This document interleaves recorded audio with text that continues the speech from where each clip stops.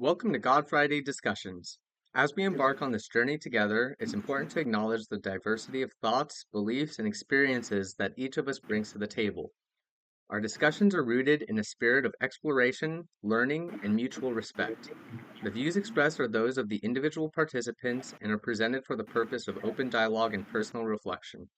Please note, we recognize and honor the freedom of personal belief. This platform does not advocate for any singular viewpoint as the absolute authority on spiritual matters. Our discussions are intended as a safe space for sharing and growth. We encourage you to approach each session with an open heart and mind, but also respect your personal boundaries. If at any point you find the content not to your liking or comfort, you're free to disengage as you see fit. While we seek to provide enriching content, participation is entirely voluntary. We assume no responsibility for any personal decisions or interpretations made in response to our discussions. Our aim is to foster a community where curiosity, faith, and understanding can flourish. Thank you for joining us on this journey. And today, our topic is going to be sacrifice. And before we get into it, um, I'll go ahead and read a Baha'i prayer by Baha'u'llah. O my God, O my God, unite the hearts of thy servants, and reveal them to thy great purpose. May they follow thy commandments and abide in thy law. Help them, O God, in their endeavor, and grant them strength to serve thee. O God, leave them not to themselves, but guide their steps by the light of thy knowledge, and cheer their hearts by thy love. Verily, thou art their helper and their Lord. Baha'u'llah.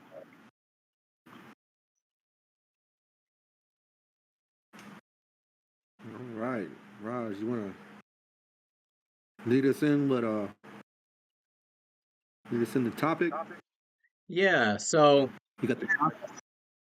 I think sacrifice is very I mean, all the topics we discuss are important, quote unquote, but I'd say sacrifice, I mean, what really screams out to me is like Jesus and Christianity, and um a big part of the Christian faith is Jesus's sacrifice or God's sacrifice of his son for the people um to be forgiven or um Well, so let's talk about that, right?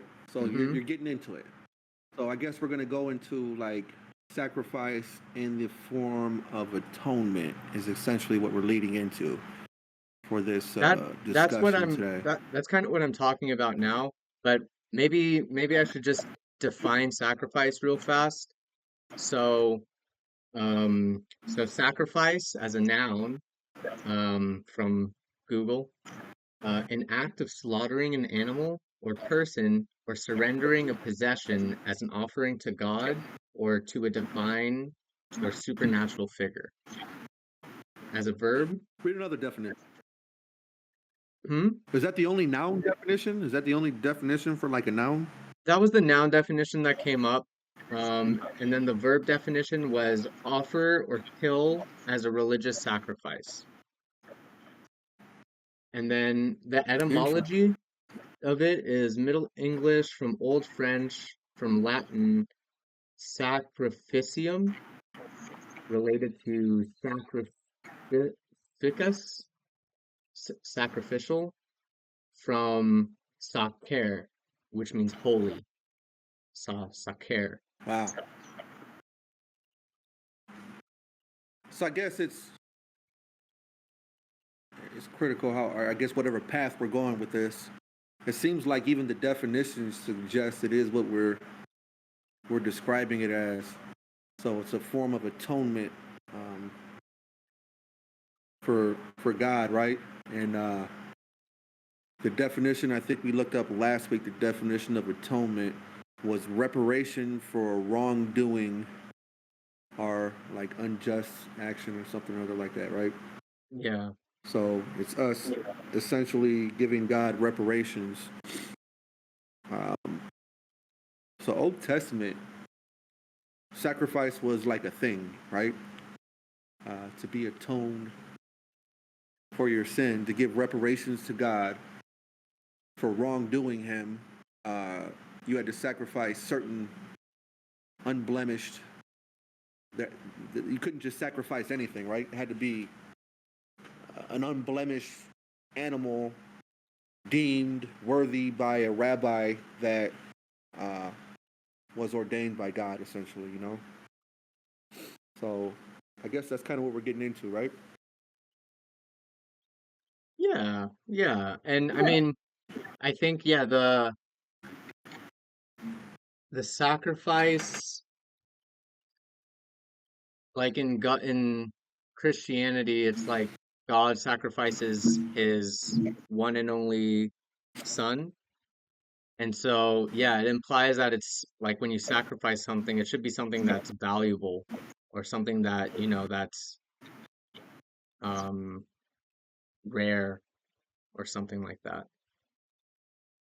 Yeah, so all throughout Old Testament, like the the prophecy of Jesus has like always it's hinted all throughout Old Testament, right? Um, the book, I guess, of Jeremiah is like a no, I'm thinking that's like a prequel to like Revelations. If I don't want to misspeak, but there's a lot of prophecies that suggest that like this was always going to happen, and a lot of people's argument is always, how could he kill his only son? And that's not a God I want to worship, right? So how could he sacrifice his kid? So it's kind of like a paradox because God detests like child sacrifice, but yet he sacrificed his only son for our salvation. You know? What do you think about that? Like he sacrificed his only son for our salvation, but yet he tells us that he detests child sacrifice. Well, I mean, on a just purely physical uh basis, Jesus wasn't a child when he was sacrificed. He was like an adult. Well, are we all children of God, Yeah, regardless of our age? yeah. I get what you're saying, I understand. I understand. I'm probably getting into like something that the debate would get, or the conversation would go derail here really quickly. Well, I mean, to Yeah, speak so I agree with you. to your point, there was that whole thing with Isaac or Abram or Isaac, somewhere. Yeah, he had to take Abraham, his and kid Isaac. to the place and sacrifice his God told him only. to sacrifice his son. Yeah, Yeah, and he he was he went and he was about to do it, he but was then about to God was do like, it, "All right, man. you're good. Don't worry. You're good. You did it. Good job." Without killing the kid all the way. Um, Yeah. Well, so as they're walking up the mountain, right? And I just can't picture this because number one, I think I fail that test every time God tells me to kill my only son. I'm like, this is where we depart ways, God, probably, you know. But Isaac's actually walking up to the hill, and I think he understands what the objective is. And Abraham is telling him, "Don't worry, God will provide." Like Jehovah Jireh, right? The God of provision. He'll provide us a ram in the moment. Let's just have faith that um, he'll provide it, right? So I'm thinking, what's going on in Isaac's head as he's like, "Damn, my dad's about to kill me to please this man I've never talked to." You know what I mean? But in the middle of it, obviously God sent an angel down to stop him. I guess we got to kind of rewind how we got to that point, though, man. Like Abraham seemingly like let God down time and time. You know, um, was God like testing him? Was this something God actually just wanted to see? Hey, are you really with me or not? Are you really rock with me? Or are you just one of them Sunday? They weren't Christians back then, obviously. Are you just one of them Sabbath Jews, probably what they called them back then, right? Are you just one of them Sabbath Jews? You're a Jew on the Sabbath, you know? So I think about that, man. What would I do in that situation? And yet he sent his son to atone for all of us, so that we don't have to we don't have to sacrifice these unblemished lambs. There's a story, Raj. I don't know if you know this one, right? When Jesus was still just evangelizing, I guess we call it. There was this festival that went on. I think it was during like the Passover, and I could be getting these time frames, so if I'm misspeaking, somebody would come in, correct me. But what they would do is people would travel all the way across, let's call it the country, and to attend this festival. And what these rabbis would do is they would inspect people's like sacrifice, and the whole intent of this festival was to like honor God. So they're going to sacrifice these lambs, and then I don't know, probably eat them afterwards and have a party and get lit off of wine and things like that. And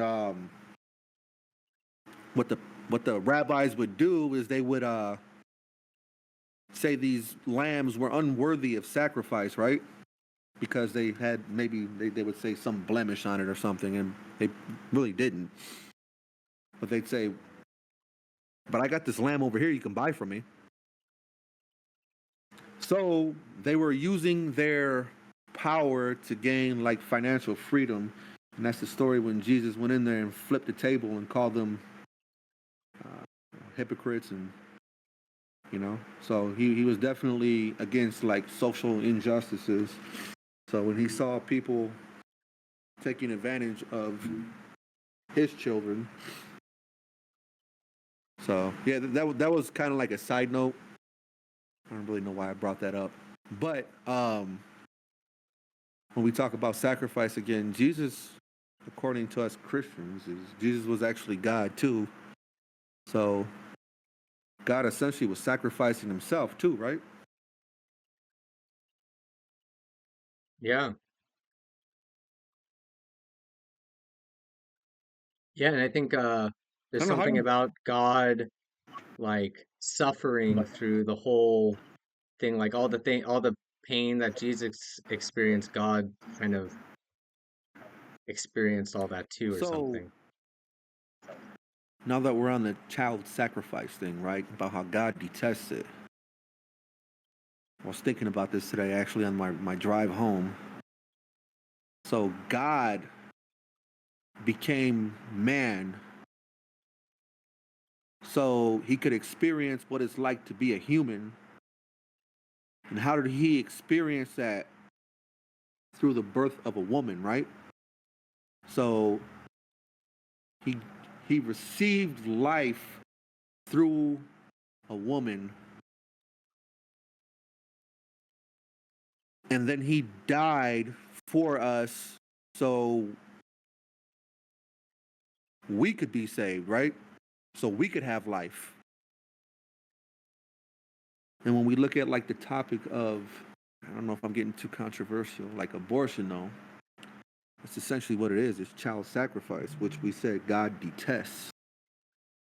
Women sacrifice the child so they can live, Mm.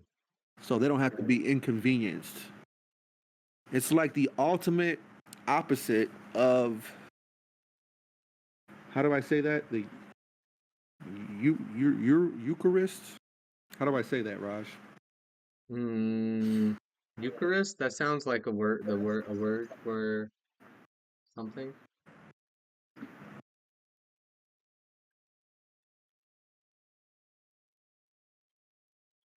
Yeah, the Eucharist. So that's the basically the Jesus sacrificing himself so we could have life.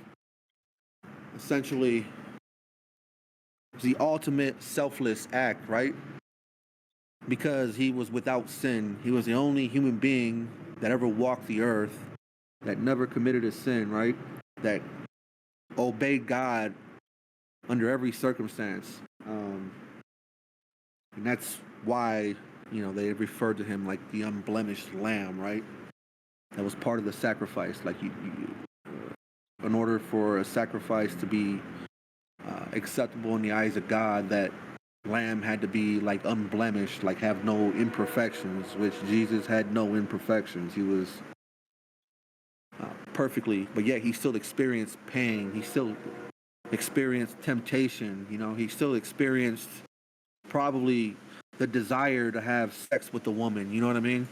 He probably still experienced the, you know, definitely pain, but all the human emotions that we deal with and are conflicting with every day, he experienced those, but yet still obeyed God, and then yet still died so we could have life. So essentially, like, abortion is like the absolute opposite of what Jesus did. I'm just thinking about that today, man. Hmm.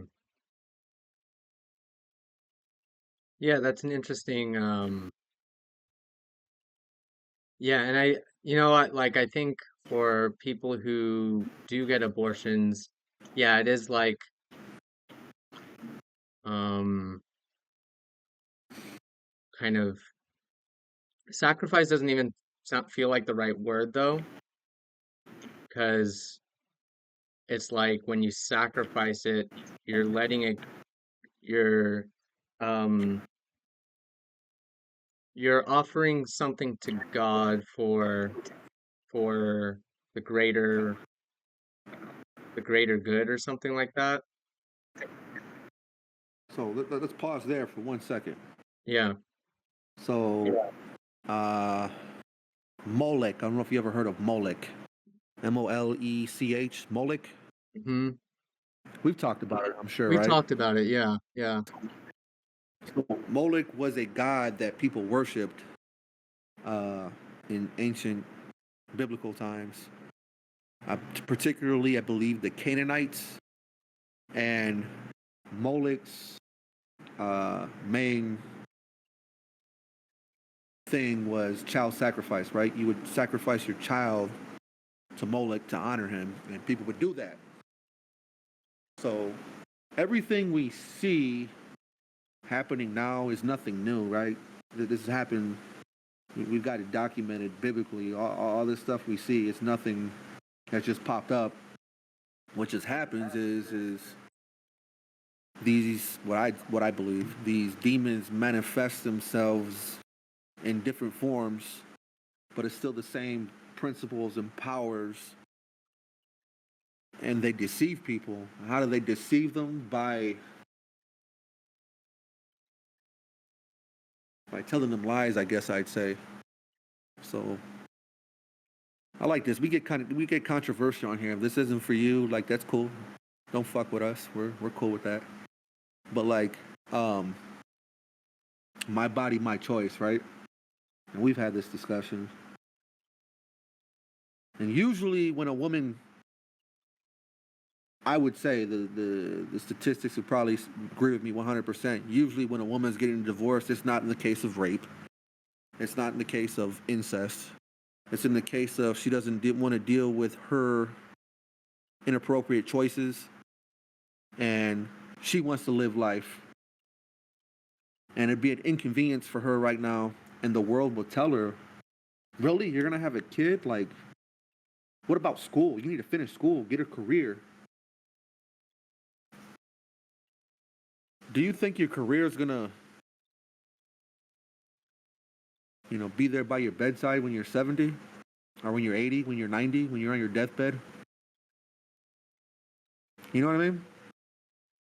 I mean, if you think about like a teacher or something on their deathbed, like maybe they taught a lot of students and then the students go to their funeral and they're grateful at the deathbed or something. So, I mean, I don't think it's super exclusive like what you do during work, how like I think our work's very important actually. It's not important. It kind of defines who we are because we're doing it so much.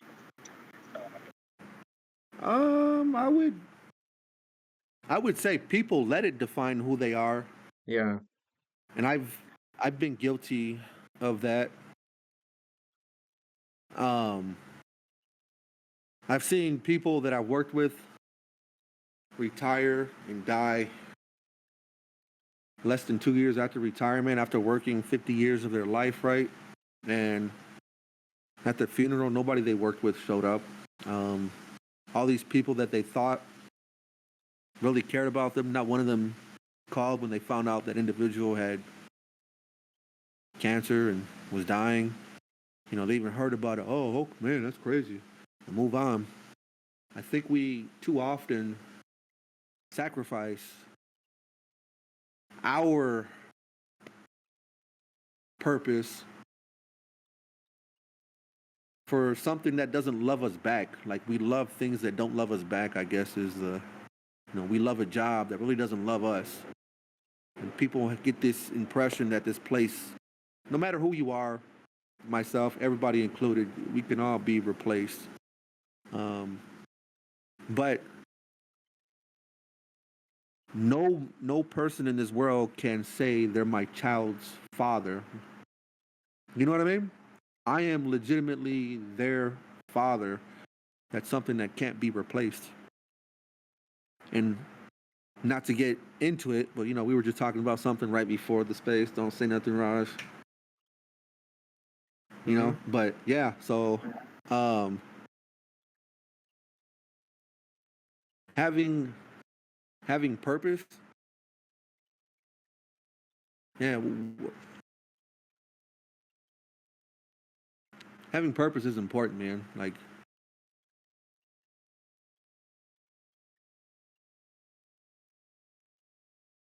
it's important to have purpose in the right areas. Have purpose in something that if everything was stripped away from you, would you still have value? You know what I mean? Am I making sense? Yes, If that makes sense. Yeah. Well, if you lost your job and your job was your identity, you no longer have any value. You know what I mean? Yeah. You're No, I if think that every happens. let's That just happens a lot.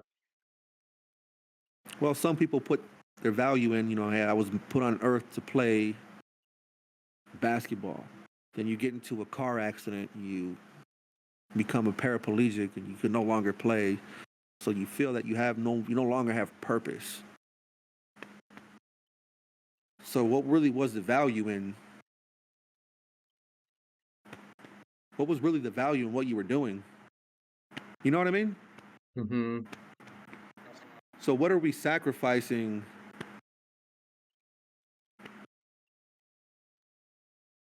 to gain whatever it is we're gaining? What is it? Matthew 7, chapter 7, it says, what good is it to gain the world but to lose your soul? So if you put all your eggs into your career and your career gets stripped away from you, what value do you have? For me right now, if I lost my job,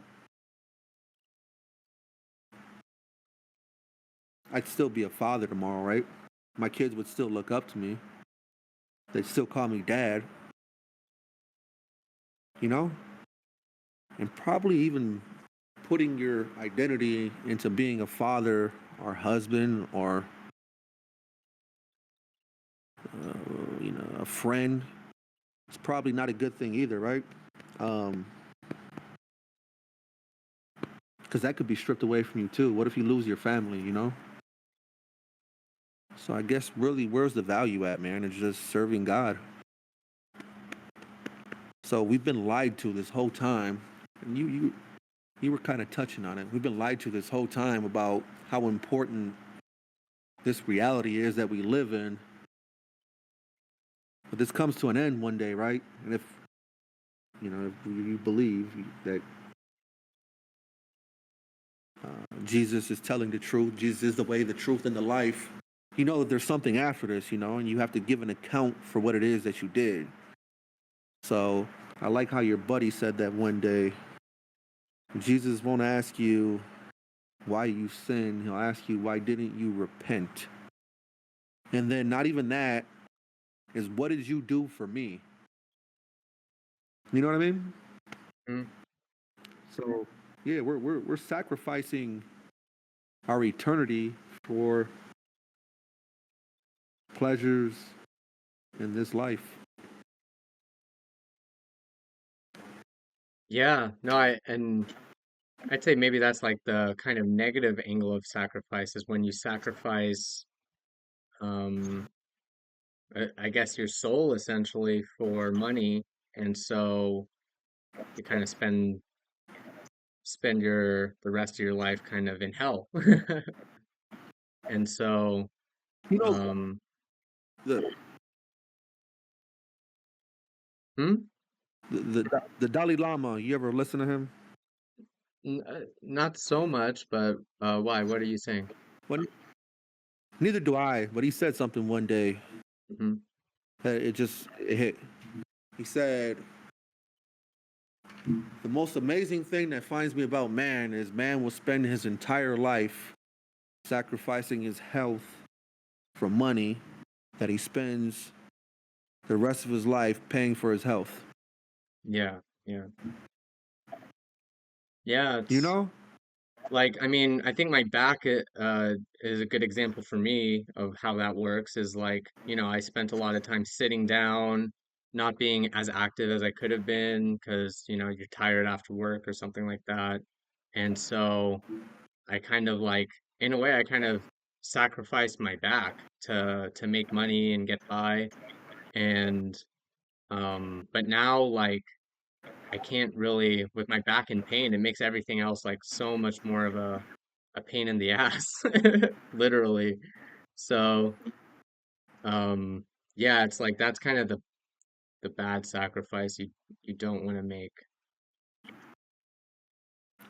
I saw this one day. A guy was walking around the street and asking people this question. I'm gonna ask you this question, Raj. Hmm. If I told you I'll give you $10 million today, but in 1 week you're gonna die, would you take it? Oh, like I'll die if I take it, and if I don't take it, I No, no, can no. live longer. Yeah. If I give you $10 million,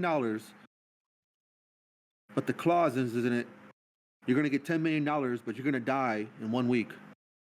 Would you take it? Yeah, probably not, because then you can't really enjoy the $10 million if you're dead. But I guess you'll have a Obviously, week of the premise enjoyment. of it is a good week too, right? Hopefully. Unless the whole I'm week you're living gonna that be what week. you're thinking, oh shit, I'm gonna die soon. And then it's just not a good Nah, week. but yeah. So obviously, the premise is you value time over money, right? So this guy was saying, so what's the value of money really? Value your time. Um, you know, what when we leave here, you can't take that money with you. Pharaohs tried, kings tried, people tried burying themselves with them. People go in their graves, they rob them. So where's the value at, man? We're always sacrificing. We're probably using sacrificing in the wrong word, right? Because according to the dictionary, it was clearly well. Okay, no, we're not. We're making. Here's what we're doing. We're making idols. We're making gods. Whatever it is to sacrifice our eternity, right? Yeah, yeah, I think Hey, that's how. my Hmm. career is my god. My kids are my god. My wife is my god. My social media, my crypto wallet, my whatever.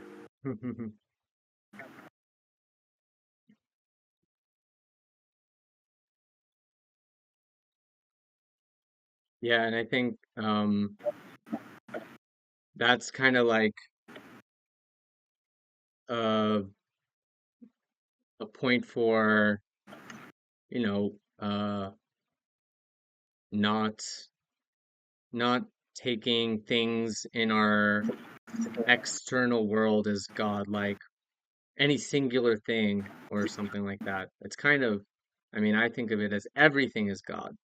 So, um, You can't pick and choose with that sort of thing. Don't judge me.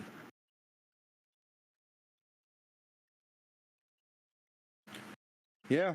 Well, if you're a Christian, I guess you believe in Jesus Christ, Lord and Savior, right? And it's the way, the truth, and the life, and no one gets to the Father except through Jesus Christ. So if you don't accept Jesus Christ as your Lord and Savior, like you can't even get to the next level after that, right? So what biblically it teaches us is, we're supposed to consult with God about everything we do, right? And my pastor said this one day. One of my pastors. Some of you don't want to go to heaven. You just don't want to go to hell.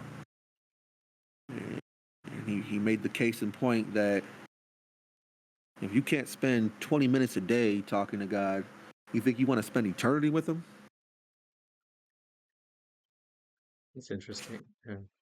It's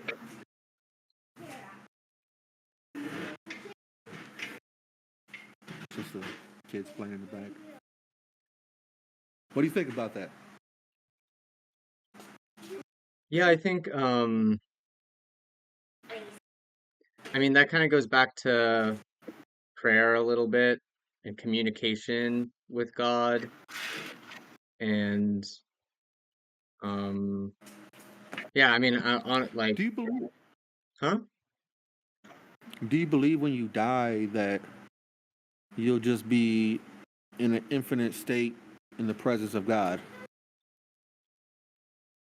Hmm. Yeah, I think something like that. Yeah. And if whatever it is you believe God is,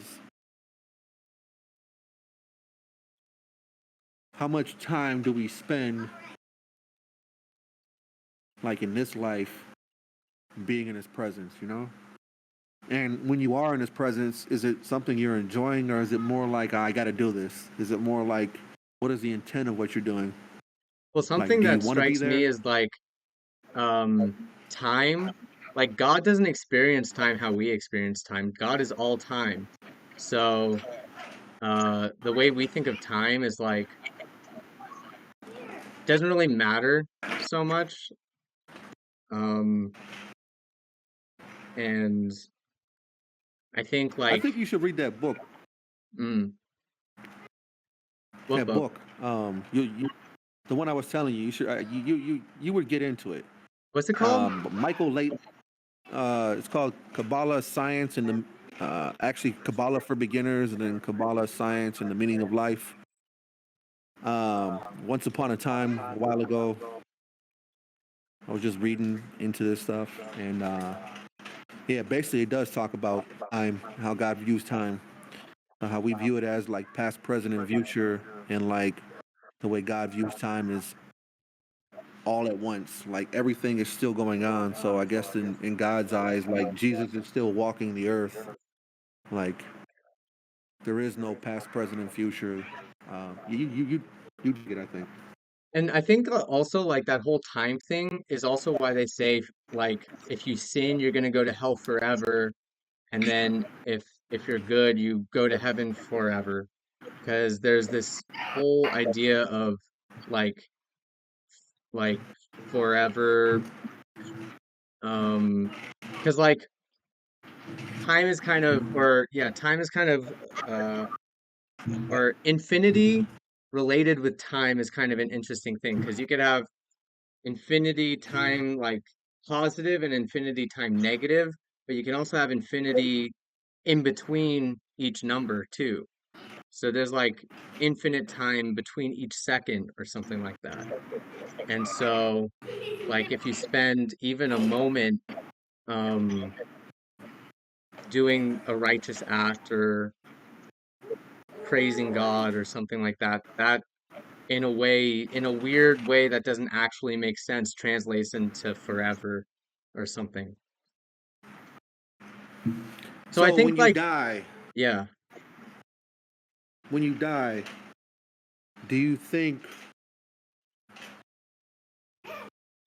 Do you think it's like a little moment, or do you think it's like you experience infinity, like you can actually go back and see what happened in the past, and then also what's going on in the future in the same time, or maybe time isn't really a thing in eternity, you know?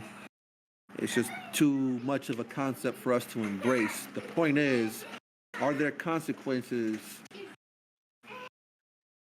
for what we do today for the afterlife? Yeah, I mean, uh, I actually had we're kind of studying this in the Baha'i study sessions right now. And in Baha'i, what uh, they kind of say is that, well, the quote I was studying today was saying how when we're in the womb, we're given eyes and our nose and our mouth and our hands so that we can be prepared to for the next world, which is the 3D world where we're walking around, we're talking, we're seeing things. And so this life in this lifetime in the 3D world is like preparing us for the next world of who knows really. Like I don't know I don't know what the next world is, but there's this is some sort of like womb state for preparing some sort of spiritual powers for the next world or something like that. I guess I would look across different religions, and I would say that there's many that coincide. I mean, even from Greek, I don't Greek the mythology, I guess they call it now, to Islam, to Judaism, to not really familiar with Hinduism, but the majority of these religions suggest that there's a place of pleasure and a place of punishment, I guess, right? I'm trying to be choosy about how I use our words. So a place for reward and a place of punishment, right? So that kind of leads me to believe that there's some validity to this if all of these religions believe in this concept of punishment and reward, right? And the argument isn't whether there's a punishment or a reward, it's probably how you get that punishment and how you get that reward. So, regardless, I guess I would say, like, be careful what we're sacrificing. Because it seems that the evidence to me suggests is that there's either a punishment or a reward. I don't know how that Baha'i does it. Do you guys believe in those concepts? Um, so um I can't really think of anything specifically that talks about punishment and reward, but I mean, in Baha'i, like the feeling the thing I'm getting from it is that it's basically you're either like you're aware of God, you're trying to face God, like look towards God for answers, and it's all about collaboration and um putting putting aside your difference to get God's reward. So that's there's something called the covenant, which is where if humans work together cooperatively and put aside their differences, God rewards us with uh, blessings. And so that's kind of a reward concept. And the idea is like, yeah, God's gonna reward you when you go to him, and if you go away from God, you're not gonna get what you're looking for. It's just not gonna work. And I think that's kind of the general gist. I don't know specifically about the reward and punishment so much, but there's probably something along those lines in there. I didn't. I was trying to refrain from using like heaven and hell, right? But just saying a lot of these religions, it coincides that there's a a risk reward, or there's a benefit versus, I guess, the only way I could describe it, punishment versus reward for what we do in life. And being that we're on the topic, And you know what? There's this so quote that's like, bring yourselves to account every day, or else you will uh receive a rapture or like a consequence because of that. So there is like there is like an idea of like punishment or something happening. And I think I well, I kind of mean, want to bring it back to sacrifice and the idea of like sacrificing yourself for a job or something, or sacrificing yourself to for something that you believe is like your God, which is not maybe a true God or you know the one God.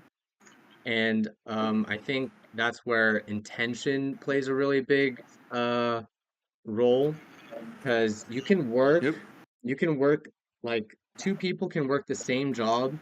One person is thinking of it in terms of sacrificing his time for money and having it be that transaction, and the other person could be thinking of it as sacrificing for God and what getting blessings from God through that sacrifice or be some from as a result of sacrificing or something like that.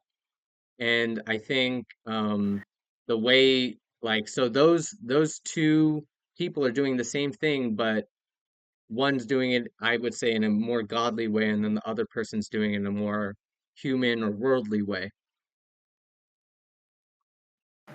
And there's a there's a consequence for your action, right?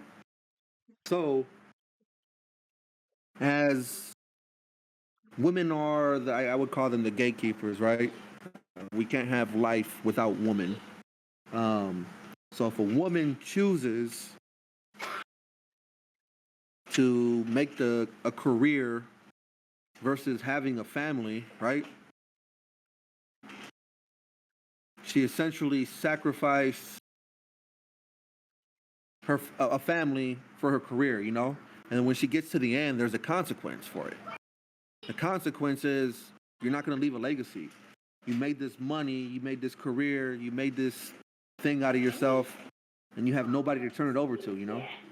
I don't think it's a one size fits all type thing. I think God's will is going to be different for different people. So some women may it may be God's will for some women to do the career and not have a family, and that's just God's will. Like I don't know, you know. Yeah, I don't know. I wish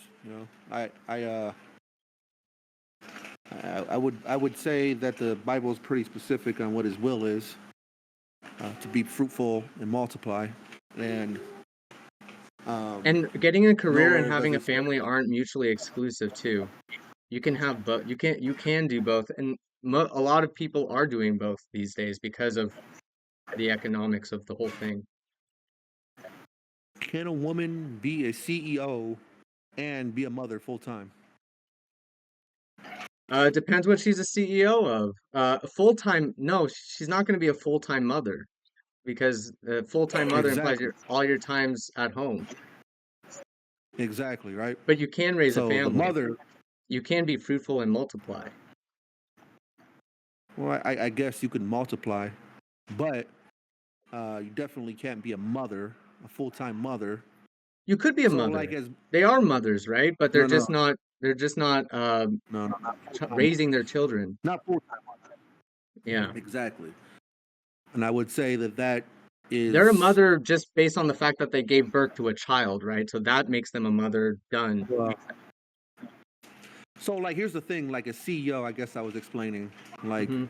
number one, you probably got to be a sociopath, right? You got to be really cutthroat, and I'm talking like not like a CEO of a company you created on Secretary of State, pick your state, and you started a company called uh, Raj Financial. You just you made yourself a CEO. And maybe your company's not that successful. I'm talking about CEOs of a highly functioning, highly successful Fortune 500 level. Like you have to dedicate your life to that to have that, right? Yeah, maybe And what she I married a see now, stay-at-home dad, right? and I don't personally, I don't agree with that. And I'm not afraid to say it. I That's think, okay. You don't have to agree with all the living situations. I mean, that's why you don't have to, um, you can live your own life like however you want to or how you agree with. But no, I think that's, I think, it's physically I'm possible to listening. Go ahead, be Rob. a CEO of a really high company and have a family. It's not easy, but and it's not like, I don't know, it's not the I, norm. I would, I would, I would challenge anyone that thinks that that's true to show me a CEO of a highly functioning company that hasn't been divorced multiple times or stayed married or um, is in a long term relationship, if that, or is even in a monogamous relationship, which that's probably another argument too, because we know people that aren't are in those what's it called, polygamous, what's it called? Yeah, something like Yeah, there's they have multiple polygamous, there's wives. polygynous, there's like other things too. I don't Yeah. know. Well, they have multiple wives, but they're exclusive with these women, right? So I guess I would say like exclusive relationships, right? Where they're looking to take care of uh, this exclusive, this partnership exclusively, I guess. Um, Kind of lost my thought. My bad, Raj. No, it's all good. I mean, the thing is, we can speculate on like how people live their lives all day long. There's a million ways people can live their lives, and um, you know, uh, at the end of the day, it's just about following God's will. Like, if we are to simplify it, that would be maybe my way to simplify it is like, how much are you following God's will, and how much, or not, and um. Like, yeah, No, are there's you also the putting the argument. effort?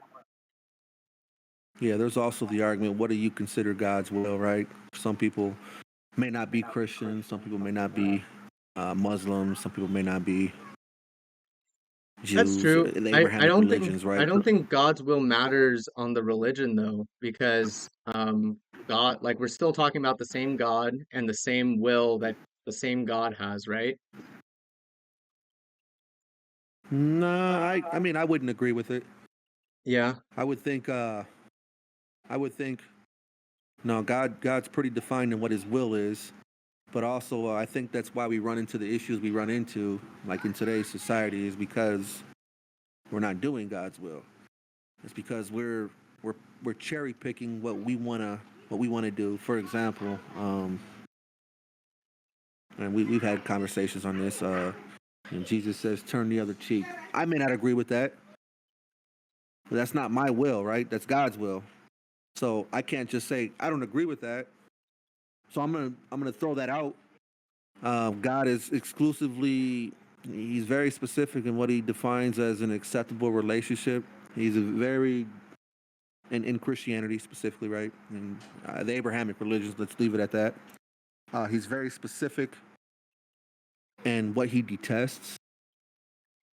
Like there is no argument on where his stance is on all these issues. You know what I mean? In the Abrahamic religions, I but mean, yet we take. yeah. What I'm saying is that people, not us, not necessarily us, but I've seen people take and choose. Well, I like this, but I don't like this. Well, there's a lot that I like to do, and but if I did things my way, I know the consequences of my actions. So the fact that people are doing things their way, that's why we see the state of the world the way it is because we're not doing God's will. We're making ourselves, we're creating a God that we like. You don't think I'd like a God that says, hey, you know what? I want you to just party, get drunk, and hang out with a bunch of women and uh, shoot guns and you know, and oh, that's my God. Yeah, and then if I run around telling everybody this is what God's will is, no, it's not. So do given the what I just said is I would like a God that does all the things that I like. Do you think the shooting guns, hanging out with just women, partying, uh, you think the consequences of that would be beneficial for the world if everybody did that? Probably not. Right, I would agree too. But well, who am I hurting? It's what I want to do, right? This is the argument that people make. Who am I hurting? It's well, you're Well, maybe it's not what you're doing, maybe it's what you're not doing, because when you're doing partying, it means you're not maybe building a house for someone or feeding someone or doing like, I don't know, who knows? Like, who knows what you could be doing if you were more aligned with God's will than what you're currently doing. exactly, and I think it's important that I don't. Maybe that'd be a really controversial thing to say. I think it's important to establish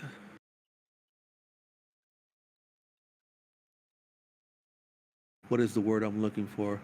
I don't want to say what God's will is, but to establish things that the world would agree on that would be beneficial for the entire world, rather than what's beneficial for a small group of people that. Well, who are they hurting is what we always the arguments that people make. Well, who am I hurting when I'm just partying? Who am I hurting? We don't know. Somebody could be watching us, and that person could see, oh, well, he's doing it. Well, maybe I should do that. And then monkey see, monkey do. And next thing you know, we have an entire generation of people that just want to party, uh, hang out with women, or just party, be promiscuous, shoot guns, listen to loud music, uh, shake your booty, whatever else you want to do. Sounds like where we're at today, honestly, doesn't it?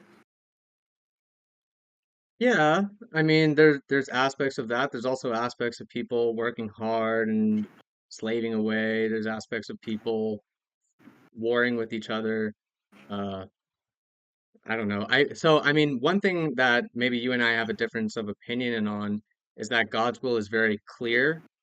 Um, and I think I agree on that broadly. Like for me, God's will, it's clear for me that um, the main thing for us is to love each other. And um, beyond that, like I think God's will is more due to human interpretation of texts. But I think at the core of it, it's just like love each other. And um, Right. and I think uh, Right. and I think that actually takes into account sacrifice too, because you're not going to sacrifice for someone you don't love or care about. But if you love Are you someone, are you are you turning over a leaf on me? yeah, no, it made me think a little bit about how you define love and stuff. And I think the one we disagreed on the most was when you said love is suffering. And I think the reason I disagreed on that is just because it doesn't feel right, doesn't sound right to me. But um, Well, I'd say I would just try this one more time, and then we don't have to get into this because we probably disagree on it. But it's easy to love somebody when it's conducive, when everything is going well. yeah, That's not definitely, love. definitely. And it's harder to love someone when it's not going well, absolutely. And that's It's maybe the being suffering that willing. you're talking about. Yeah. But like I had it more in my mind along like I don't know, just physical suffering to like a means to an end kind of thing. Like, oh, if I suffer, I then get what I'll you're get saying. love or I something. get what you're saying. Somebody staying in an abusive relationship. No, not Right, like that. No, right. definitely. I get what you're saying. And that's probably where we weren't seeing eye to eye. Like somebody staying with somebody because no, love is suffering. No, nobody should be abusive. Nobody should be. I'm 100% not saying to stay in an abusive relationship if that's the message I was conveying or if you received that message. 100%. Like, nobody should be in a relationship where, especially like a physically abusive one. That's not okay. Um, you know? Yeah. But if your wife, your husband, whatever, catches cancer and all of a sudden it becomes inconvenient for you because what you guys bonded on was maybe it was good because you were able to do things together that you liked. It's when you can't do those things together that you like anymore and you're still together because you love that person enough to sacrifice, which is what we're talking about, something that you want for the better of them, right? Yeah, or better of the whole or something like that. Right. I think every relationship, there has to be something bigger than the relationship that the relationship's based on. So if the relationship is based on just the two of you loving each other and that's it, I think it's gonna fail at some point. You know, I I think most married couples would tell you there's a certain point where you're not gonna love each other, and it's just a season you're going through at the moment. And it's like, okay, but we love God, and God commands us. Just because the two of you don't love each other, marriage wasn't for you; it was to please me. You know, so when you stand in that foundation that you're fighting for something bigger than the feeling, that's love, I guess, is what I would say. Yeah, I could see that. And I mean, so thinking about uh thinking about it in terms of sacrifice, like if you love people in the United States or the world or something, your work is going to express that.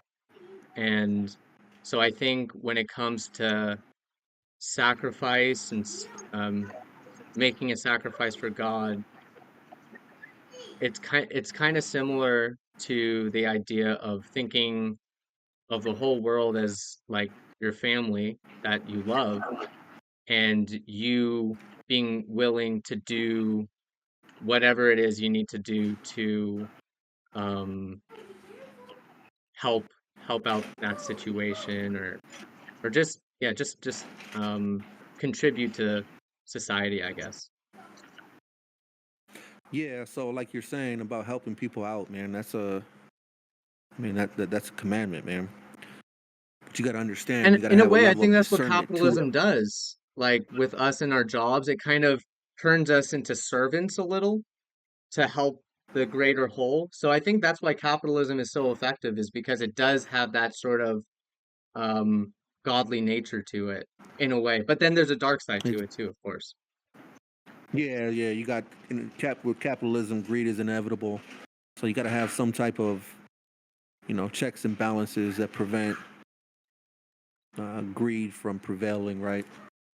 Yeah, and Um, that's why or was God that? is so key, because God keeps the whole um in capitalism we separate I mean in life we separate things like this. I am me, you are you, this is a computer, this is a mouse. These are all different objects in our world, but in the godly world we're all one. We're not s- we're not separated. So if you're able to think more along those lines of us all kind of being together, I think it that's kind of part of our purpose as as human beings, is to, and part of God's will is to, you know, fulfill that need. Well, so as Christians, what we're taught, number one, if it's not in alignment with Scripture, it's not God's will, right? So God said it's easier for a rich man, for a camel to crawl through the eye of a needle than it is for a rich man to enter the gates of heaven, right? Now, I'm not saying as an extremely rich man, you can't enter the gates of heaven, but how did you acquire those riches? Usually you were probably, not giving your time or attention to God, man. You were dedicating all of your time. You made your money your God. Um, so you got to have a level of discernment when we're talking about like helping people, I guess is what I'm saying.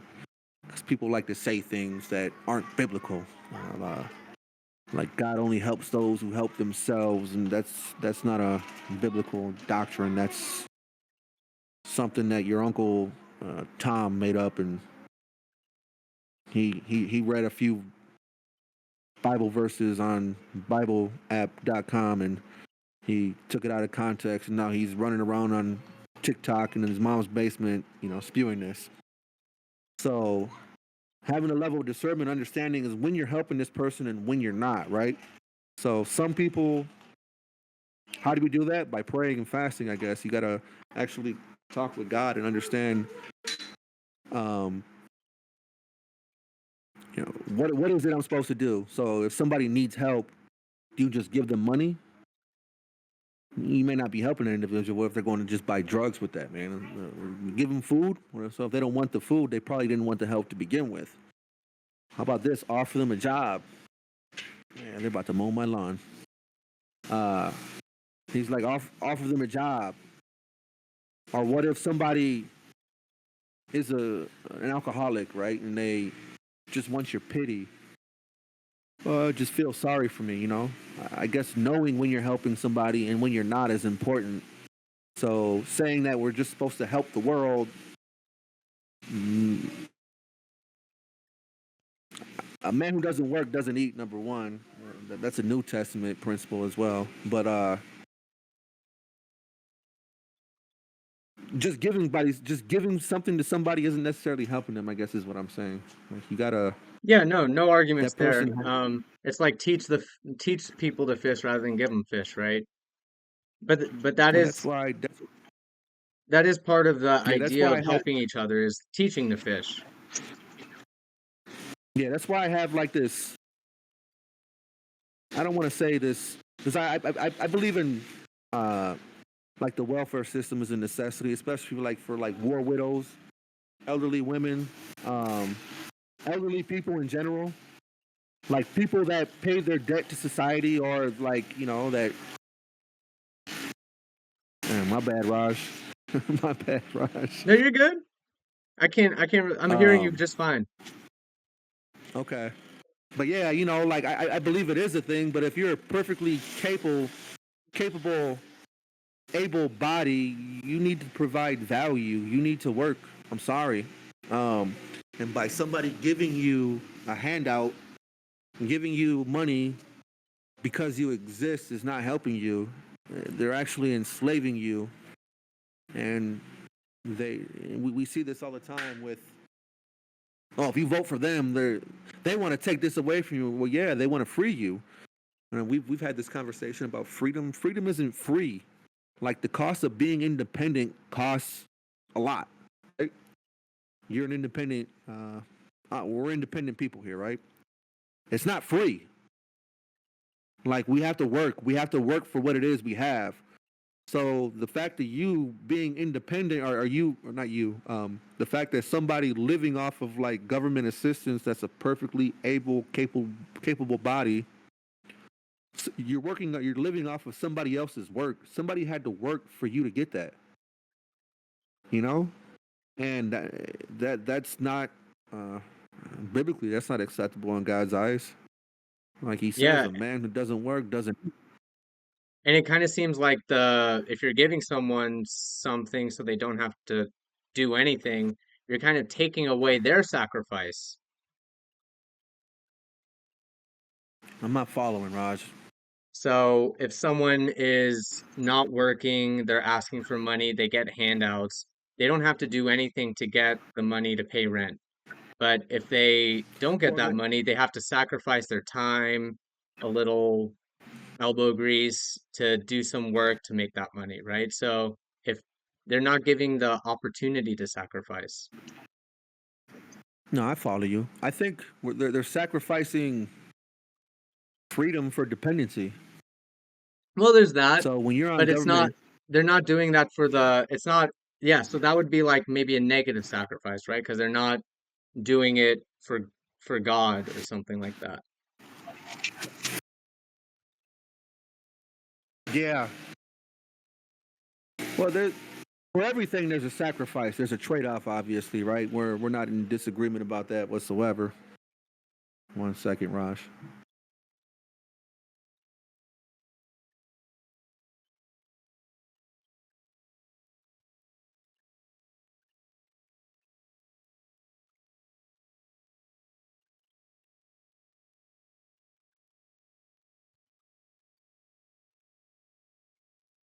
It's about to get loud, bro. My bad.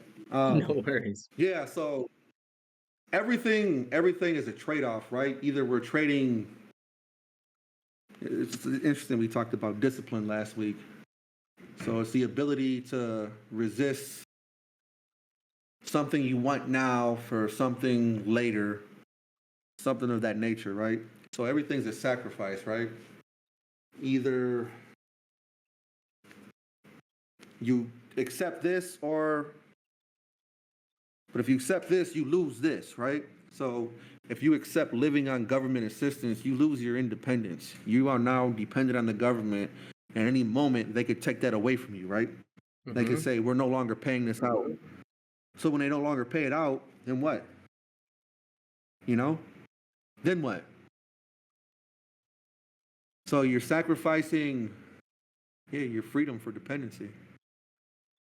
Everything we do, we sacrifice something. You name it, we're giving up something for something better. You have a family, so you give up being single and doing whatever it is you want whenever you want.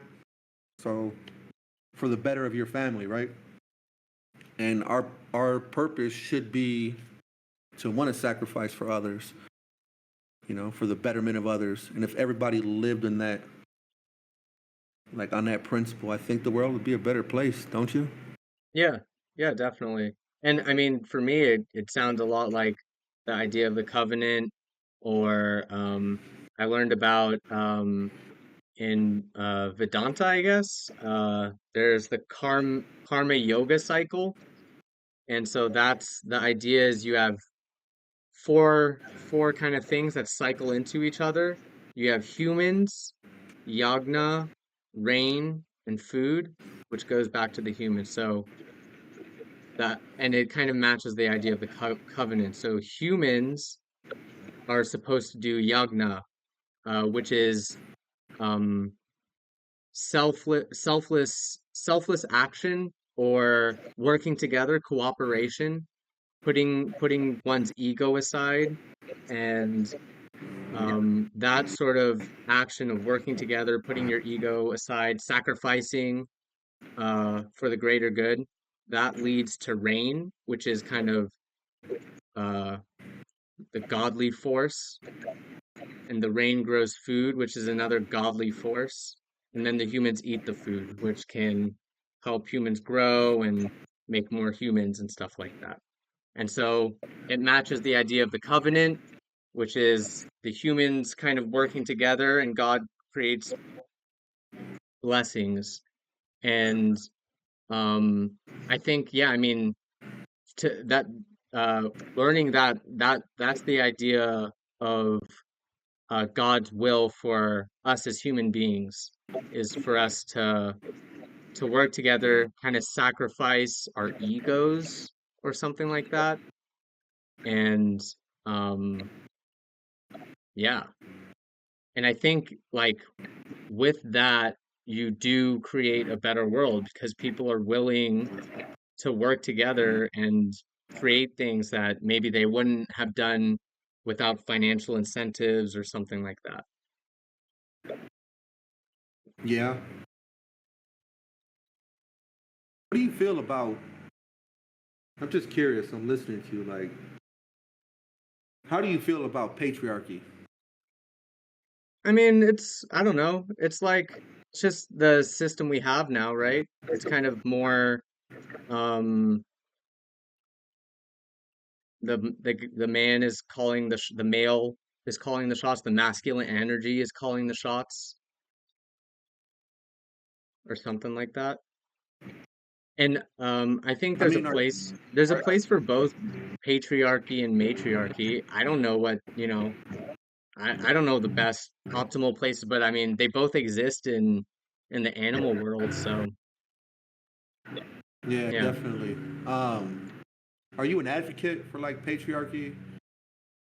I'm if I'm getting too far out there, I'm just curious where No, your that's stance cool. are with this. I mean, I wouldn't say I'm an advocate. I would say I'm pretty I'm more like I actually don't really like hierarchy in the first place. Uh, but that's just, that's just Man, me I and could, my hippie self. yeah, I I could do never tell understand that that. there is a need, and I do understand that there's a need for it, especially working in the DAOs and Web3. I'm like, oh wow, this is very disorganized, doesn't really work very well. Yeah, yeah, So we've known that so long now. yeah, yeah. So I think there's definitely a place for it. I mean, I'm not necessarily an advocate. I'm an advocate of things that work. So if it works, then it's good. If it doesn't work, then maybe it's not that good or as good as it could be. Well, I'd say this, right? So this is what I think about. Like when I think about God's will, I think like nature, right? Mm-hmm. God and nature are very much alike, right? Mm-hmm. So mankind has always been mankind. Humans have always been humans. Uh, we'll always find something to have a conflict over about. We'll always have disagreements that'll lead to disputes, that'll lead to, let's call them wars, right? Throughout all of the entire history, there's always been wars, okay? And But so that's one thing that was kind of interesting about the prophets is that I think, well, I know Baha'u'llah, the prophet for the Baha'i religion, um, they said I guess he said that the time of war and stuff will come to an end. Like, I don't know. This is just like something that I heard that he said is that there is going to be a time where like war and all this sort of system where people fight all the time, a system of competition is going to change. So I don't know. I think that's kind of cool. I would be interested to see when he said that and why he said that as well. Yeah. I think I think competition number one is a good thing. Uh, Competition is why I we don't think it's in inherently better. good or bad, but I think the problem with it is if you see it as the base reality, is like, oh, we exist because of competition.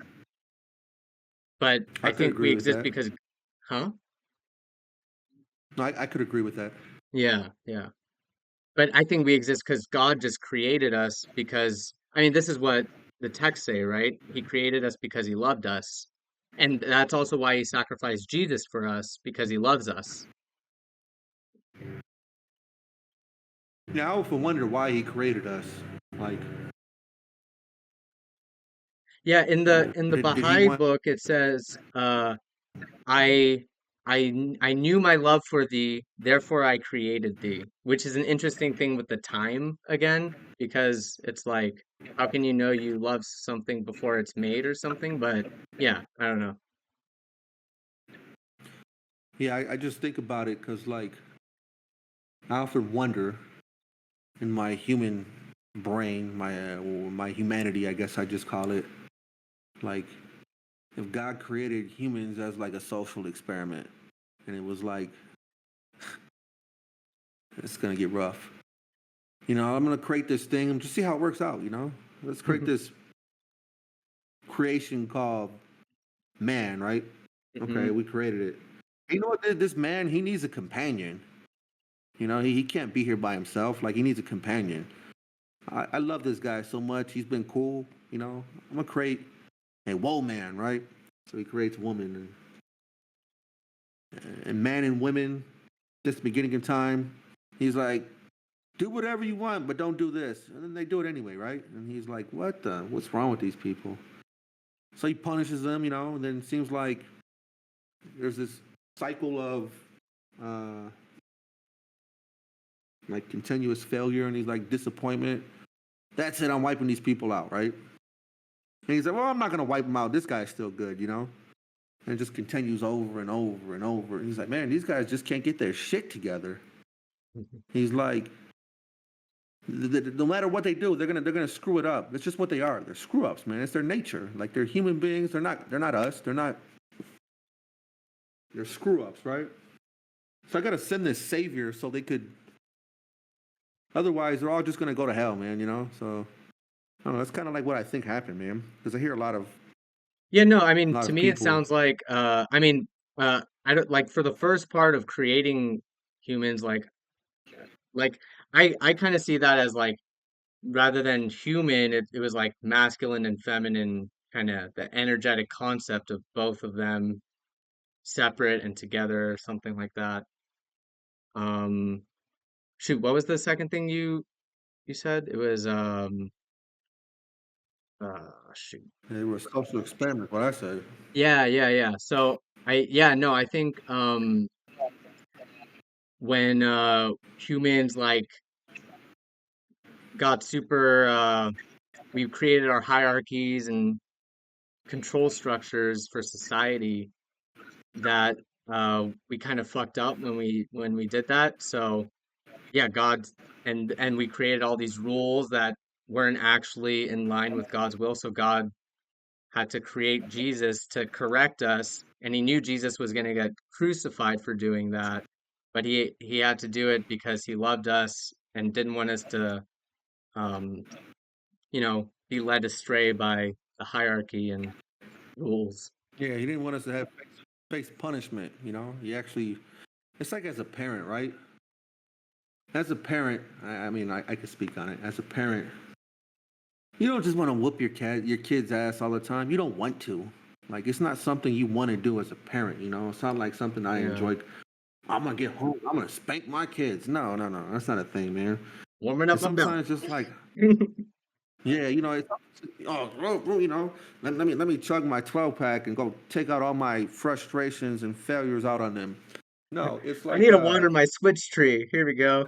you know you know what I mean. It's like I don't I don't want to do this, but I know if I I know the consequences of it. When we see kids that grow up and their actions continuously go unpunished, they turn into shitheads. It's a known fact, and uh, I'm sure there's a million studies that prove what I'm saying is true.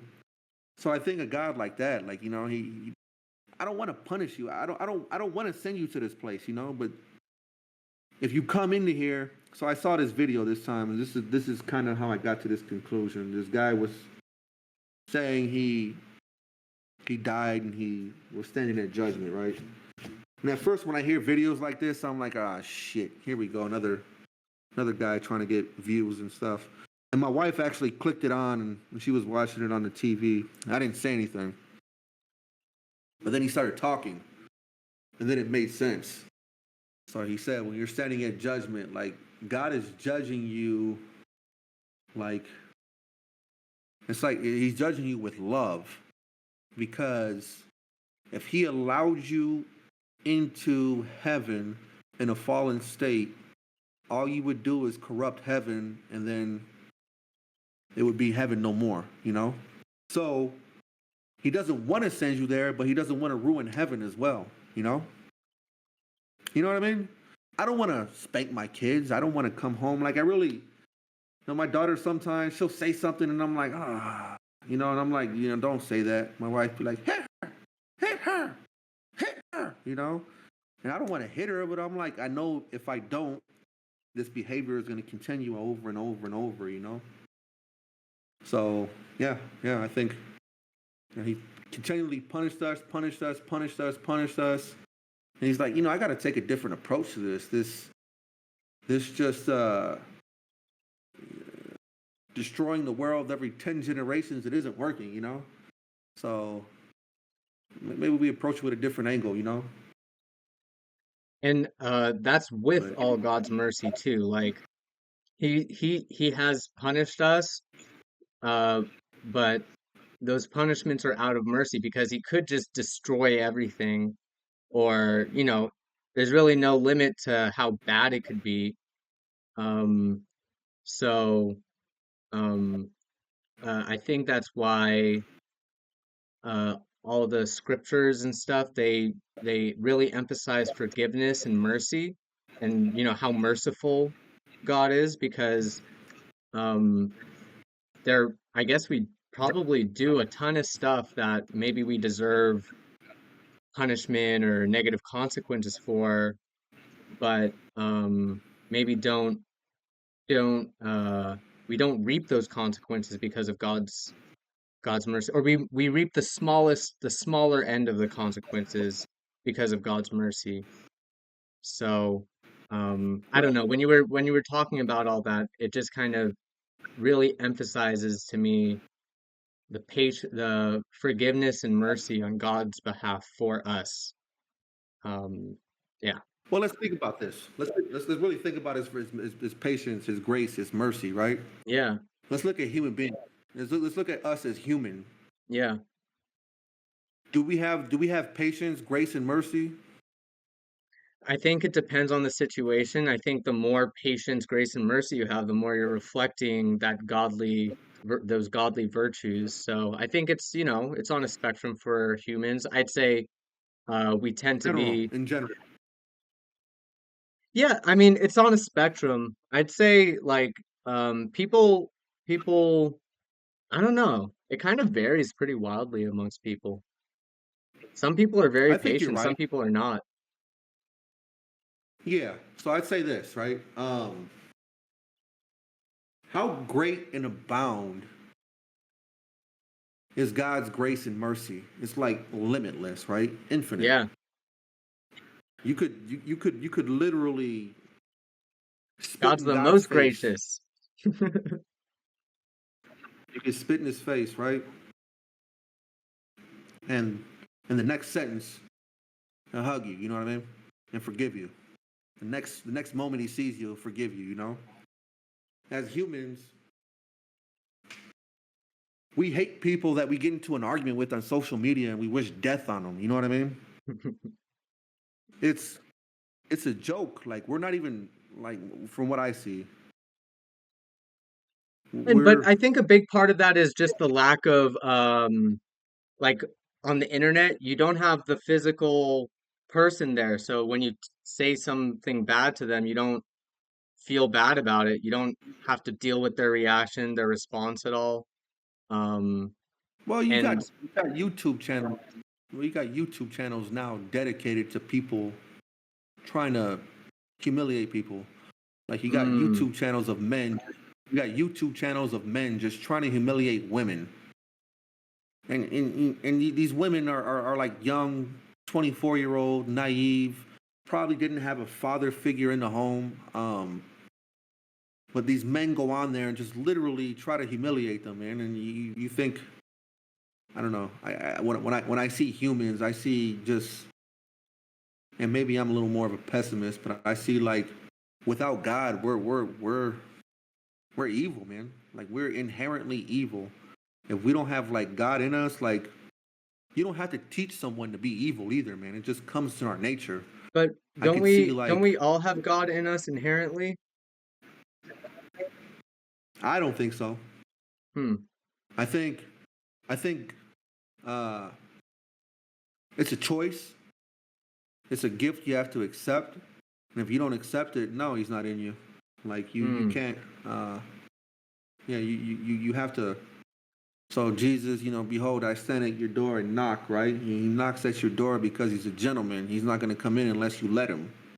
Mm-hmm. Um, So this thought that, uh, to me, this thought that we all have God in us, no, we don't, and it's evident. We could see this in the world, like, and you would agree, like Jesus would agree as well. The two most important commandments He gave you were love the Lord and with all your heart and soul, and love one another uh, as you love yourselves, right?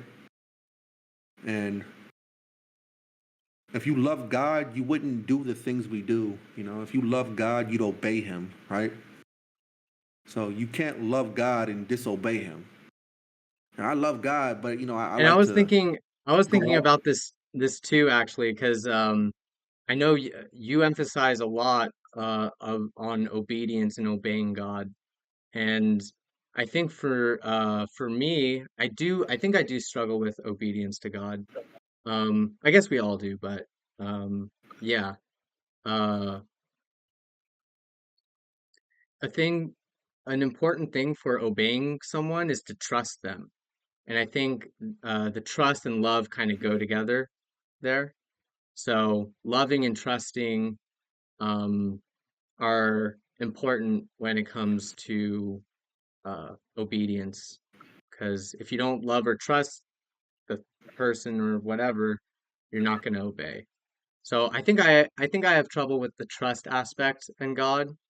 Um, yeah, so that's kind of an interesting thing I'm kind of trying to navigate right now. I don't think you're the only one that does, right? A lot of Yeah, times definitely not. it, it's a continual thing because your faith is going to be, the more faithful you become, the more your faith will be tested, right? Like that's just God's way. He wants to stretch you. He wants to see you keep growing. Um, you know, like if you want to work out and you want to develop muscles, you can't do it by lifting the same weight forever. You got to lift heavier weights and lift heavier weights. And I think probably as you learn to like do it more and more, and you just try trusting with the small thing. Like for example, in Christianity, we're taught to give a tenth of your first fruits to God, right? And you know, people have their opinions about it, and I can tell you this is my case. What happens with me? Um, I find that when I'm not giving my tithe like I'm supposed to, I find myself like I could even be making more money, but I could be in more of a financial distress than I was with making less money and giving the 10%. You know, Hmm. um, Yeah, that's so it's number interesting. one, trusting God with your finance. Yeah, trusting God like with everything. Hey, I trust you that you give me the provision that I don't have enough money right now to pay my mortgage. I don't have enough money to pay my rent or my car insurance. I don't have money to buy food right now, but I'm still going to give you this 10%. And who knows, out of the blue, like, you know, somebody, hey, I'm going to buy you dinner or something, you know? Hey, come out, eat with me, dinner on me. And you're just like, whoa, you know? Hey, hey, you know what, man?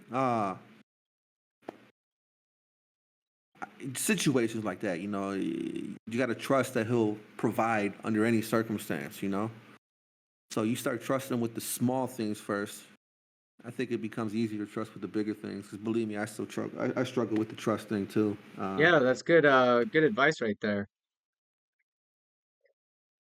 Yeah, try it with something small. And I don't know that you believe in tithing or anything like that, but you know, No, yeah, I ask think God, hey, what is giving it? back is yeah, it makes sense. And so how do you give your tithings? Do you donate it to the church or homeless people, or how do you do it? Yeah, to the church. So Church. a lot of people have their a lot of people have their opinions about it. So the church, number one, they got bills to pay as well, right? They have a Yeah, staff. yeah, Uh, yeah. if you really if you really believe in the organization, I look at it like kind of like union dues, right? Like Yeah, people don't hesitate when union dues get paid out of their check, but like, yeah. oh, we're pro union. Well, you should be, you know, you should want to see your organization thrive, which you know the church essentially is your organization. And if it benefits you, why would you not want to support it financially? You know, so that's just my outlook on it. And I know I heard a lot of people, nowhere in the Bible does it say you should give 10% of your money to the church. Well, yeah, it actually says to give a tenth of your first fruits. So 1/10 equals 10%. So yeah, you were right. It doesn't say 10%, but it does, you know what I mean? Does it say first fruits? Anyway, So doesn't that mean like just yeah. a one-time thing and then you're So good? Or what? no, so Oh. so like people would give like their harvest, right? And what would happen is the first harvest they would give, you didn't know how the second harvest was gonna go.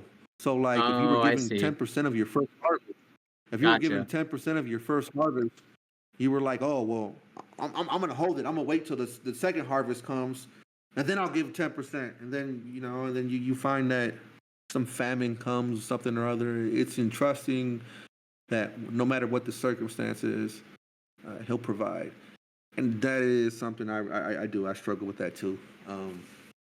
Trusting in that situation, because when you've done things a certain way your whole life, what are you, 30, 33, 34, Raj? Yeah, 33? 34.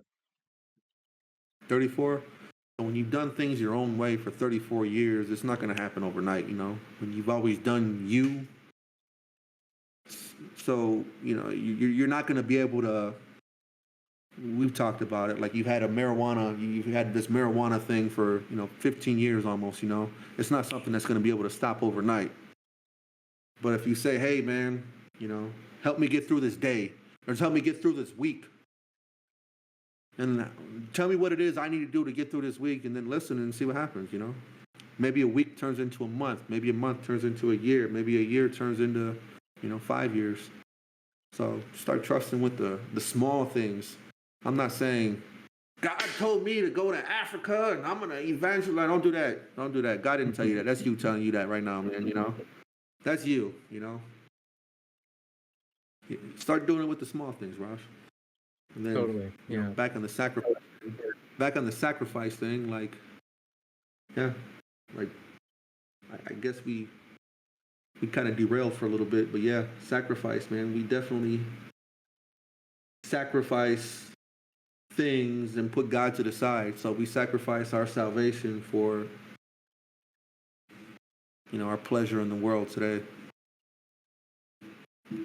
Well, I do have to say thank you for sacrificing your Friday night to be here with me.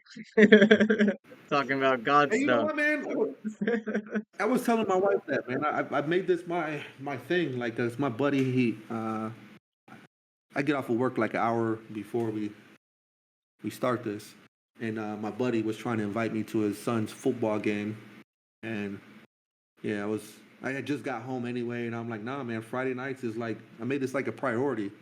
So yeah, you're right. I'm sacrificing things that I'd want to do for something that I find more valuable now.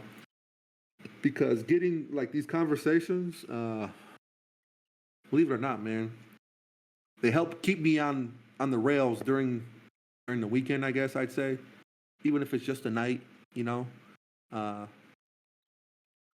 so it's important to have like people like this that you can talk with things about this. Because how many people can you talk to about this stuff? We can't go into our old little A few circles people. on Twitter and talk Hopefully about. the number grows over time though. If it doesn't, I'm perfectly fine with it too. We have this conversation whether anybody listens or not. So the whole point, we're gaining something out of it, and if somebody else can gain something with us, we're more than welcome. So if we're not looking to get famous, we're not looking to get, you know. For me, yeah, I've made this a priority. So yeah, I'm definitely sacrificing my Friday evening for something that I find valuable. That's beautiful, man. Yeah, and I mean, thank you again for doing this with me. It's been really good to keep this up, and I think it helps me a lot as well. Um, Especially when when I put myself out there to talk about these things, it kind of forces me to be mindful and kind of just ponder these things throughout, everyday life. So it's yeah, it's been really good overall. Yeah, I really like when your brother's on though, man. It's really It's adds a different nice, yeah. dimension to it too. What's your favorite episode so far? For what our topic we've done, Yeah, well, I would say it's not a matter of favorite, but what's hit me the most yeah. was actually what's hit me the most was the forgiveness one, Mm, and it's something I actually uh, still am working on. But yeah, that one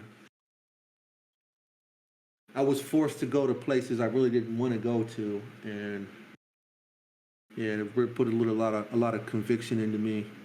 I actually had conversations with my wife about it. So forgiveness isn't about It isn't. It isn't. It isn't for that other person. It's for you. It's for your salvation. Like your salvation depends on you being forgiving to others, man. Yeah, yeah, nice. So if you've done people wrong and they don't forgive you, that's between them and God. You've asked for forgiveness. I mean, but yeah, yeah, it's forgiving Mm. others that not forgiving others that done you wrong, right? So yep, that one stabbed me, man. You know what, that's a I like how you put that just now because it kind of made me think about how I kind of like am scared to be judged by other people, I guess. And but I feel like this whole idea of forgiveness kind of takes the pressure off of that a little because if someone thinks badly of me, it's not my problem. It's their thing with God.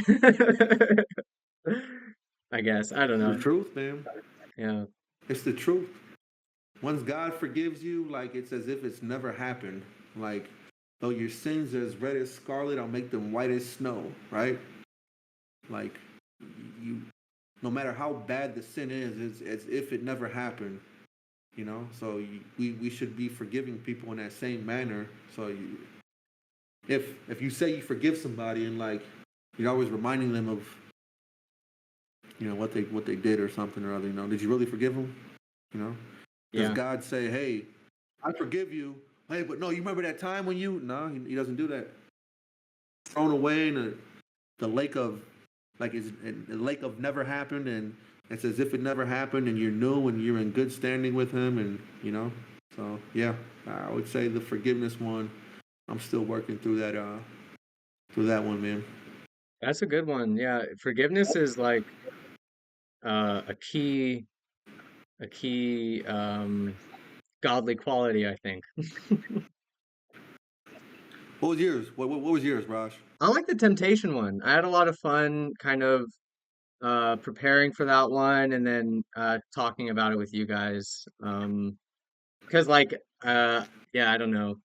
Discipline and temptation definitely kind of like my weak points. I have a lot of weak points, but those are definitely um some of them. So it was good to discuss and also just know that I'm not the only one struggling with it. We're all kind of struggling with that sort of thing. So yeah. Yeah, that's good, man. So yeah, definitely these conversations, man. This is one of the things I look forward to, man. Like some people rather be, in their living room, or I'm in my garage actually, which is kind of a mess right now. But just hanging out, doing something that's not productive, that has no value, no substance, that really doesn't benefit you when you. So yeah, this is something that I need to work on, and I'm actually trying to get a couple of men that I know. They don't like to speak online though. They don't like to be recorded. I think the thing was when we first met, I didn't really like it either, man. When I started doing like Twitter Spaces with you, like you've made it more comfortable because actually you're really good at like facilitating these things. Like you don't have to lead them, like you facilitate them, and like it just kind of goes. It just goes, and you know What how do you to like about keep how I the facilitate it? Because like I feel like I'm just bad at facilitate. I don't know. Like what do you like? Well, yeah, no, definitely not, man. You make it comfortable, man. It doesn't get awkward. It never really gets awkward. Remember the first time I did a Twitter space with you was one of the governor, well, no, not the governor, yeah, the governor thing we did. Remember that one? yeah. Man, I was like, I ain't gonna lie, Raj. I was like, yeah, I was like nervous, I was man. like, come on, Matt, you could I do don't like governor. You speaking. let's do it. No, no, yeah, because yeah, you did it. Then we went online and it went well. And actually, that was one of the ones I think we had one of the most views like ever, man. It was cool. Everybody was interested to see what it is that we were doing, and then we did a lot of other spaces, Twitter spaces. So we did probably, I don't know, over 100 Twitter spaces together, I would say, easily. Yeah, Yeah, could be. Yeah, getting those numbers up there. for sure. We still have to do Hey, weekly we gotta spaces start. for some, you know, Yeah, yeah. I was thinking about that. Like that one little video I sent you earlier, I think would have been a good one, man. Like that's the kind of stuff I want to get into, like in those ones, like and Oh, like current okay, yeah. affairs. Yeah, like current Recent affairs. What's events. going on? Yeah. Like yeah, like what's going on? And then hey, man, like I really believe it. Our country needs a lot of prayer, man. I'm worried about it. You know, at the end of the day, I guess you gotta. I shouldn't be. God's in control, right? If as long as I'm rocking with Him, He'll rock with me. But I don't know. I really love my country, man. You know what I mean?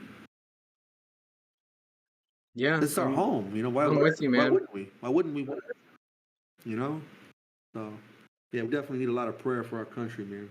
And So, shall we close this one out? And then I can you won't I can say a prayer for to close it out, yeah, and it could be a prayer for America. that's why we pray. That's Pray. That's why that's why we we pray. pray. All right. We gotta get rights to that, man. Go ahead. Oh, that's tricky, man. We got to make our own version of the song. All right, bye. Okay, I'm gonna go with this one. Lord, pitiful are we. Grant us thy favor. Poor, bestow on us a share from the ocean of thy wealth. Needy, do thou satisfy us. Abased, give us thy glory. The fowls of the air and the beasts of the field receive their meat each day from thee, and all beings partake of thy care and loving kindness. Deprive not this feeble one of thy wondrous grace, and vouchsafe by thy might unto this helpless soul thy bounty. Give us our daily bread, and grant thine increase in the necessities of life, that we may be dependent on none other but thee. May, com- may commune wholly with thee, may walk in thy ways and declare thy mysteries. Thou art the Almighty, and the loving, and the provider of all mankind. Abdul Baha.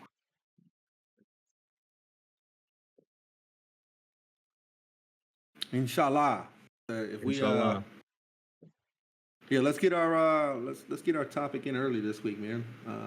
I think you've been timely this week. We kind of lagged a little bit, but I know we all got lives and whatnot. And let's try to get it in. Let's try to get them in by Sunday, man. Yeah, let's see here.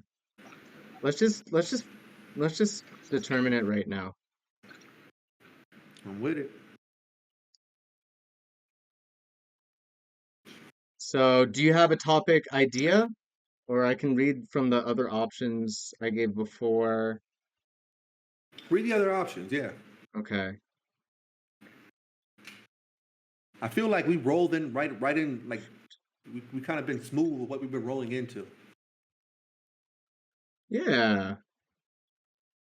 So discipline roll right into sacrifice. What's sacrifice gonna roll right into? So we have purgatory, rituals, redemption and salvation, children, sex, love and lust, prophets. Ooh wee.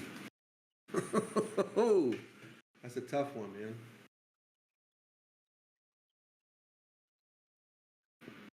Love Why and don't we put it in the lust? group? Put them up. Put them in the group. Put them in the vote. Yeah, I mean, I already put it up there. It looks like just you, Nathan, and I voted. Me. S- So it's Okay. okay. I Well, think what do you think? let's do love and lust. That's a good one. Yeah, You really trying? controversial. Okay. But I Yeah. think love and lust is a nice um it's kind of like love and fear.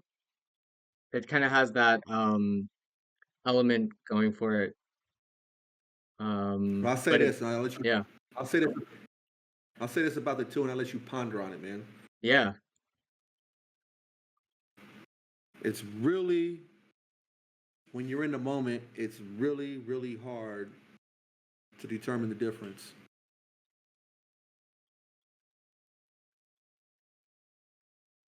Hmm. That's why it's important to do it God's way. I'm down with God's way. Um, but I think that is kind of the process of discernment is knowing that difference between love and lust and kind of yeah. Well, I think it's a good chemistry and stuff. analogy for uh like how to go through the world. Because love and lust you typically think in terms of like a woman or whatever opposite sex gender and um like yeah, but um the another way to define lust or an older way to define lust is actually worldly attachment. So I think that's like a cool uh yeah, I think it'd be a cool topic. Well, let's get into it, man. And same bat time, same bat place. Yes, sir. All right, Raj. Appreciate it, man. Likewise, Matt. Have a good weekend, man. All right, you too, bro. Later. Peace.